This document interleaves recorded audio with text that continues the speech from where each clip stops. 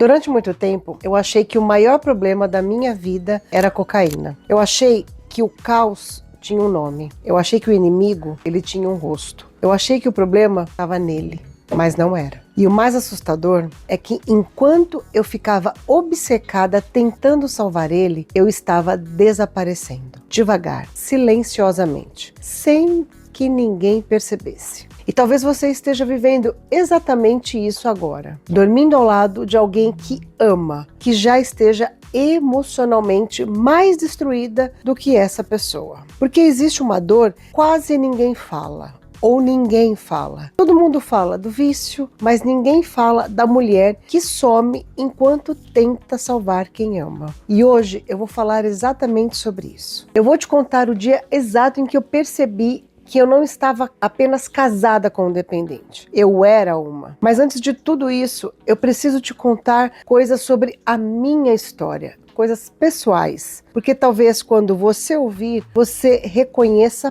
partes da sua história também. E o reconhecimento é onde a cura começa. Eu cresci dentro de uma casa em guerra. Brigas, bebedeiras, traições. Meu pai ausente por dentro, mesmo quando estava presente. A minha mãe, muito apaixonada, mas muito ferida também. E eu, a irmã mais velha, sim, aquela que é mais forte, aquela que segura tudo. Talvez você entenda exatamente o que isso significa, porque muitas mulheres que hoje vivem em relacionamentos adoecidos aprenderam lá atrás que amar era suportar, que ser forte era aguentar, que cuidar dos outros vinha antes mesmo de cuidar a si mesma. E isso vai moldando a gente, silenciosamente, sem que a gente perceba. Na adolescência, eu me perdi de outras formas. Maconha, cocaína, até o crack. E eu não tô contando isso com orgulho, nem com vergonha também. Eu tô contando porque a verdade, ela cura. E porque ninguém começa querendo se destruir. As pessoas começam tentando preencher alguma coisa, a pertencer, a anestesiar e até escapar da sua vida. Talvez você nunca tenha usado droga, mas talvez você tenha usado relacionamentos. Aprovação, controle, a necessidade de salvar. E é o mesmo mecanismo. E aí, quando eu tinha 21 anos, resolvi sossegar. Namoro, noivado, casamento, tudo certo. Mas sem profundidade, sem verdade emocional. Aquele relacionamento acabou. E foi quando então eu conheci o Júnior. Ele estava limpo de cocaína havia 1 ano e 8 meses. E eu entrei naquela história acreditando no amor. Ninguém te prepara para a dor de amar alguém que está se destruindo. Ninguém te ensina o que fazer quando um homem que você ama desaparece diante dos seus olhos. Veio um happy hour do trabalho, uma tequila, só isso. Ou pelo menos era o que parecia. E a tequila não terminou no copo, ela terminou em uma biqueira. E ali, sem eu perceber, não começou apenas a recaída dele.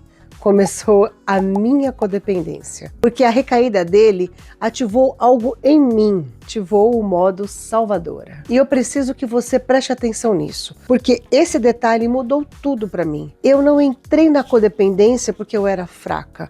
Eu entrei porque eu era forte demais. Mulheres fortes, às vezes, são as que mais demoram para pedir ajuda.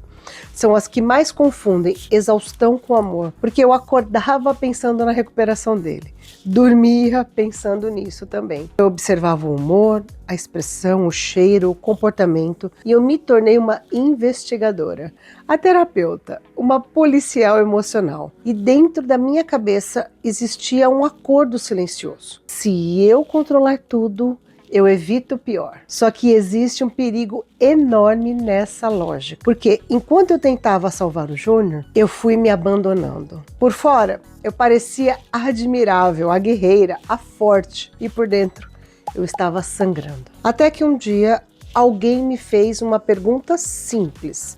Uma pergunta que me desmoronou por dentro. Essa pessoa virou para mim e me perguntou: mas e você? E eu não tinha resposta, porque eu sabia falar do Júnior, do tratamento, da recaída, do medo, do vício, mas e de mim? Eu não sabia mais quem eu era, para mim não tinha mais o eu. E talvez seja essa a parte mais perigosa da codependência.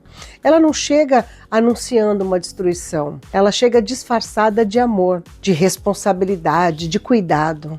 E quando você percebe, você já trocou a sua identidade por uma missão impossível: salvar alguém que não pode ser salvo por você. E eu precisei entender uma coisa muito dura: eu não era responsável pela recuperação do Júnior. E eu sei que isso dói de ouvir. Parece abandono, parece até desistência, mas não é. É a verdade mais libertadora que eu já ouvi.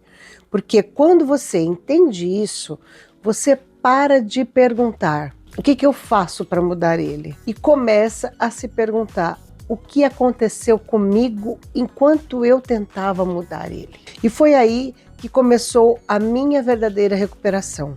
Não a dele, a minha. Eu comecei a parar de monitorar tudo. Parei de viver em função da próxima crise. Parei de sustentar emocionalmente o que não era meu. E não foi fácil, porque o controle, ele é viciante. Pouca gente fala disso, mas controlar também dá recompensa emocional. Dá a sensação de utilidade, de importância, de falsa segurança. Então soltar dá abstinência.